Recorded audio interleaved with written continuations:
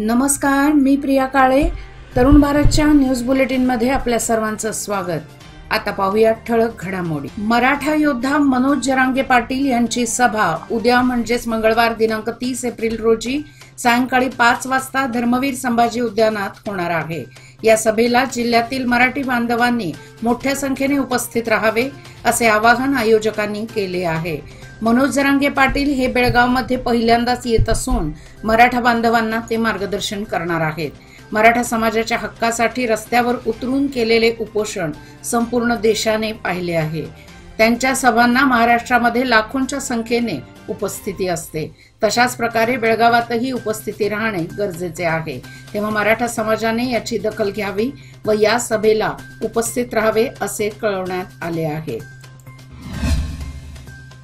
महाराष्ट्र एकीकरण समितीचे बेळगाव लोकसभा मतदारसंघाचे अधिकृत उमेदवार महादेव तुकाराम पाटील यांच्या प्रचारार्थ रविवार दिनांक 28 रोजी बाईक रॅली काढून झंझावाती प्रचार करण्यात आला. या बाईक रॅलीची सुरुवात धामणे येथील छत्रपती श्री शिवाजी महाराज मूर्तीचे पूजन करून या रॅलीची सुरुवात झाली.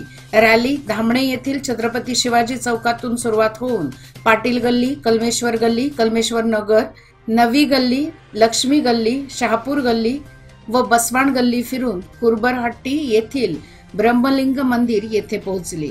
या ठिकाणी धामणे विभाग महाराष्ट्र एकीकरण समितीच्या वतीने ग्रामपंचायत सदस्य यल्लप्पा रेमण्णाचे यांनी उमेदवार महादेव पाटील यांचे स्वागत करून धामणे विभागातून आम्ही जास्तीत जास्त मतदान करू असे आश्वासन दिले. बेळगाव लोकसभा भारतीय जनता पार्टीचे अधिकृत उमेदवार जगदीश शेट्टर यांची आज अंकलगी येथे प्रचार रॅली व प्रचार सभा संपन्न झाली.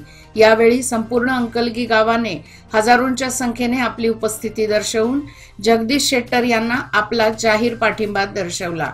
भाजप हा पक्ष विकासाच्या मुद्द्यांवर चालतो. सर्वांना आपल्या सोबत घेऊन देश प्रगतीपथावर जात आहे. त्यामुळे पंतप्रधान नरेंद्र मोदी यांना पुन्हा एकदा प्रधानमंत्री बनवण्यासाठी जनतेने भाजपलाच आपले बहुमोल मत देऊन आपणास विजयी करावे असे त्यांनी सांगितले.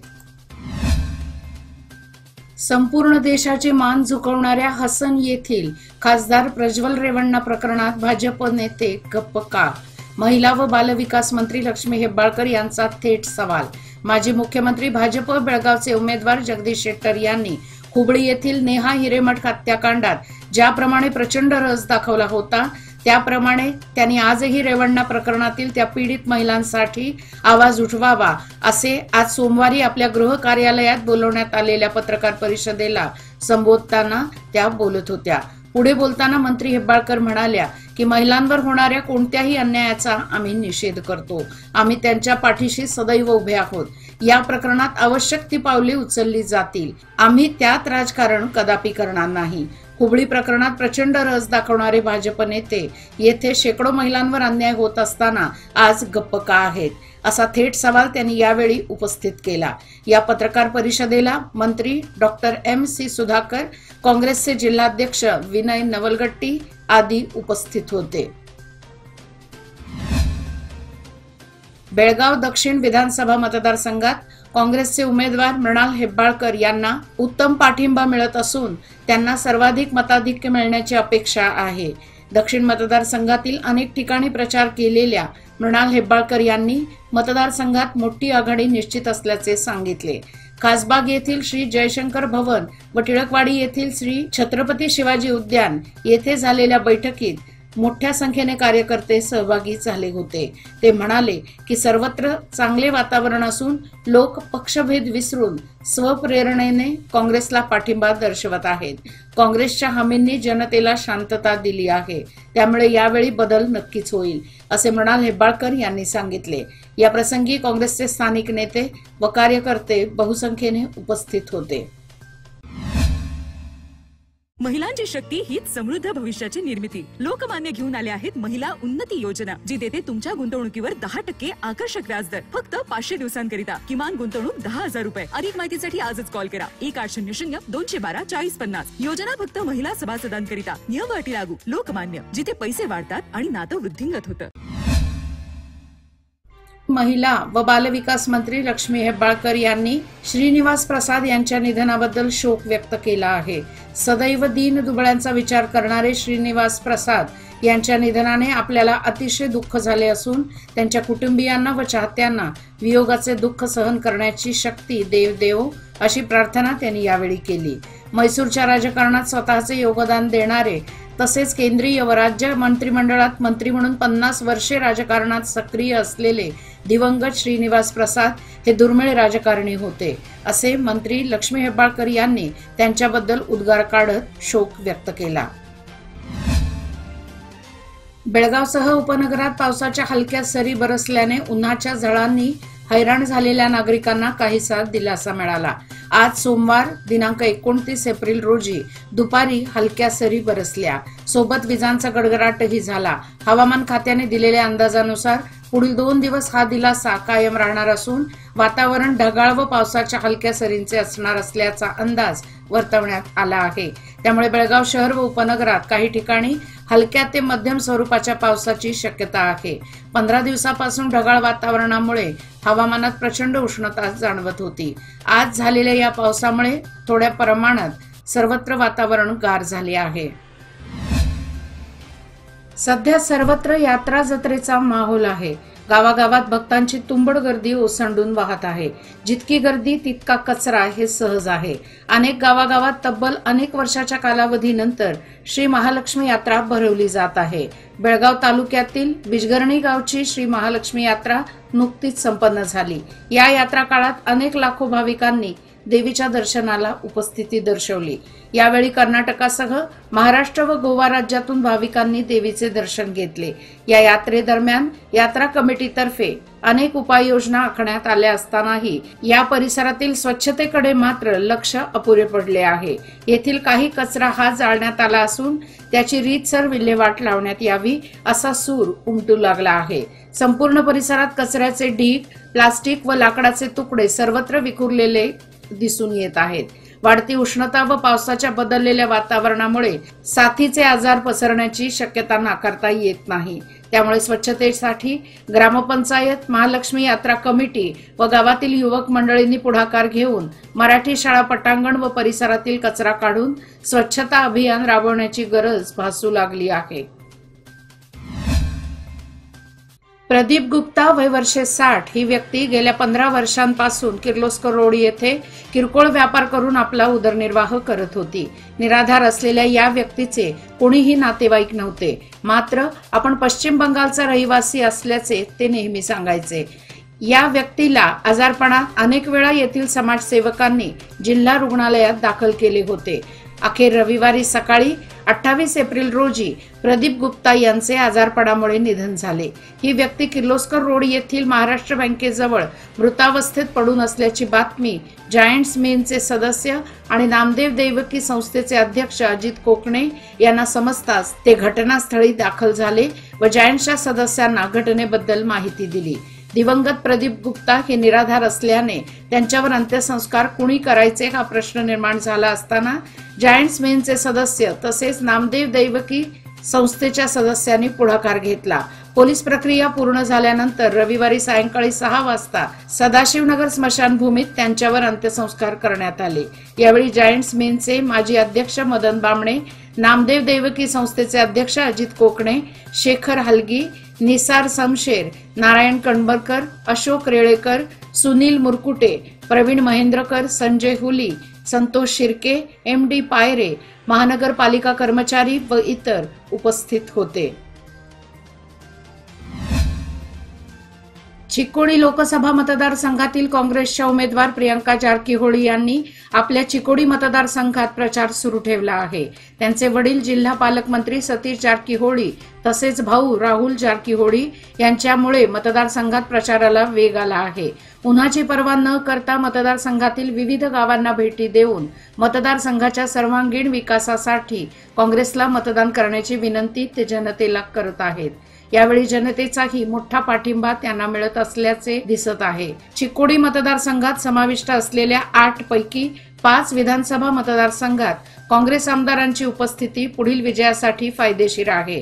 प्रियंका जारकीहोळी यांना प्रत्येक ठिकाणी लोक स्वेच्छेने भेटून पाठिंबा दर्शवत आहेत। मतदारसंघाच्या सर्वांगीण विकासासाठी आपले अमूल्य मत काँग्रेसला द्यावे आणि मला मोठ्या मताधिक्याने विजयी करण्याचा आशीर्वाद द्यावा, असे आवाहन काँग्रेसच्या उमेदवार प्रियंका जारकीहोळी यांनी प्रचारादरम्यान मतदारांना केले आहे। रायबाग, आथणी आणि कुडची विधानसभा मतदारसंघात त्यांनी प्रचार सभा घेतल्या असून आता सतीश जारकीहोळी यांनी त्यांच्या मूक राजकारणाबाबत माध्यमांच्या प्रश्नांना सडेतोड उत्तर दिले आहे। लोकसभा निवडणुकीच्या निमित्ताने नॅशनल स्टुडंट्स युनियन ऑफ इंडियाच्या पदाधिकारी व विद्यार्थी नेत्यांची बैठक हुक्केरी येथे पार पडली। चिकोडी लोकसभा मतदारसंघातील काँग्रेसच्या उमेदवार प्रियंका जारकीहोळी यांच्यासाठी घरोघरी जाऊन प्रचार करण्याचा निर्णय बैठकीत घेण्यात आला। यातून प्रियंका जारकीहोळी यांच्या ऐतिहासिक विजयासाठी प्रयत्नशील राहण्यासाठी विविध योजनांवर चर्चा करण्यात आली। यावेळी परिवर्तनाचे वारे वाहत असून काँग्रेसच्या विजयासाठी पोषक वातावरण असल्याचे NSUIच्या जिल्हाध्यक्षा चेतना होन्नगोला यांनी सांगितले। प्रियंका जारकीहोळींचा विजय सूर्यचंद्रप्रमाणेच सत्य आहे, त्यामुळे प्रियंकाचा विजय कोणीच रोखू शकत नाही, असेही ते म्हणाले। यावेळी संघटनेच्या तालुका युनिट अध्यक्षा प्रज्वला दानप्पा गोला, उपाध्यक्ष शेषादारी डोळके, उमेश चलवादी, दस्तवीर बागवान आदी उपस्थित होते।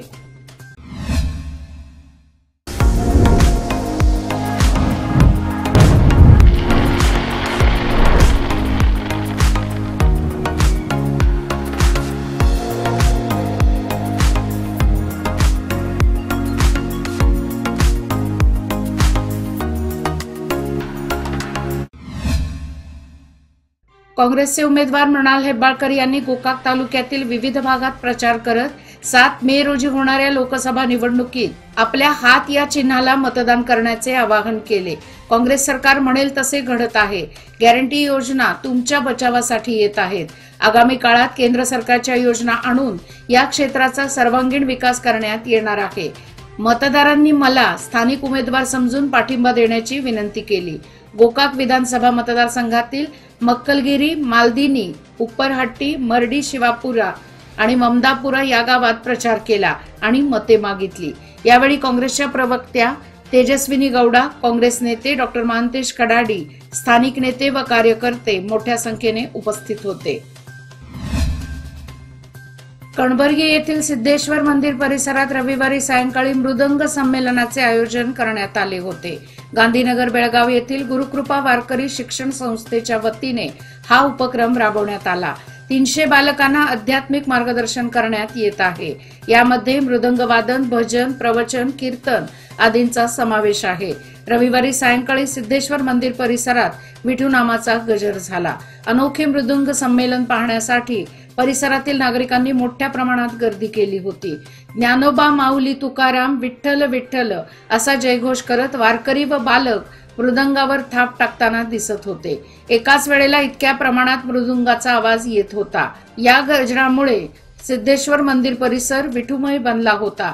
या मृदुंग संमेलनाच्या अध्यक्षस्थानी मंडोळी येथील हबप मारुती पाटील महाराज हे होते। कैलासवासी हबप विष्णू कोंडुस्कर महाराज यांनी बेळगाव परिसरातील अनेक विद्यार्थ्यांना, वारकऱ्यांना मृदंगाचे धडे दिलेले आहेत। यांच्या स्मरणार्थ हे मृदुंग संमेलन आयोजित करण्यात आले होते।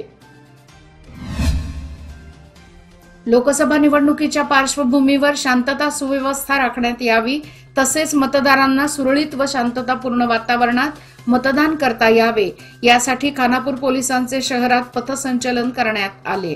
या पथसंचलनात गुजरात राज्य राखीव पोलीस दलाचे जवानही सहभागी झाले होते। लोकसभा निवडणुकीच्या 3ऱ्या टप्प्यातील मतदान 7 मे रोजी होणार आहे। या पार्श्वभूमीवर तालुक्यातील संवेदनशील तसेच अतिसंवेदनशील मतदान केंद्रात शांततापूर्ण मतदान व्हावे, तसेच निवडणुकीच्या काळात कायदा व सुव्यवस्था चोख राहावी यासाठी पोलीस दलाची मोठी फौज तैनात करण्यात आली आहे। मतदानाच्या पार्श्वभूमीवर सोमवारी खानापूर शहर व तोपिनकट्टी येथे पोलिसांनी पथसंचलन केले। चिकोडी लोकसभा निवडणुकीत दिवसेंदिवस चुरस निर्माण झाली आहे. अशातच काँग्रेस उमेदवार प्रियंका जारकीहोळी यांच्या प्रचारार्थ राष्ट्रवादी काँग्रेस पक्षाचे संस्थापक व माजी केंद्रीय मंत्री शरद पवार हे बुधवार 1 मे रोजी निपाणीत येत आहेत. येथील म्युनिसिपल हायस्कूलच्या मैदानावर सकाळी 10 वाजता शरद पवार यांच्या जाहीर सभेचे आयोजन करण्यात आले आहे. माजी आमदार प्राध्यापक सुभाष जोशी यांच्या अध्यक्षतेखाली होणाऱ्या या सभेला राष्ट्रवादी काँग्रेस, शरद पवार गटाचे प्रदेशाध्यक्ष जयंत पाटील, पालकमंत्री सतीश जारकीहोळी यांच्यासह मान्यवर नेते उपस्थित राहणार असल्याची माहिती युवा नेते उत्तम पाटील यांनी दिली. कृष्णा नदीचे पात्र गेल्या 8 दिवसांपासून कोरडे पडल्याने कुडची नगर परिषदेची जॅकवेल बंद पडली होती. त्यामुळे शहरात आठवड्यातून एकदाच पाणी पुरवठा केला जात होता. विहिरी व अन्य मार्गाने पाणी देण्याकरिता विशेष प्रयत्न मुख्याधिकारी काशीनाथ धनी यांनी चालवले होते. दरम्यान नदीपात्रात पाणी नसल्याने पिण्याच्या पाण्यासह शेती पाण्याचा प्रश्न गंभीर बनला होता. अशा परिस्थितीत राजापूर व हिडकल धरणातून सोडण्यात आलेल्या पाण्यामुळे कुडची नजीक कृष्णा नदीत पाणी आल्याने नागरिकांसह शेतकरी वर्गातून समाधान व्यक्त करण्यात येत आहे. याचबरोबर आजचे बातमीपत्र इथेच संपले. अधिक माहिती आणि ताज्या घडामोडी करता पाहत रहा तरुण भारत न्यूज चॅनल. तसेच आमच्या चॅनलला लाईक, शेअर आणि सबस्क्राईब करायला विसरू नका. आणि विश्वासार्ह बातम्यासाठी दररोज वाचा दैनिक तरुण भारत. धन्यवाद.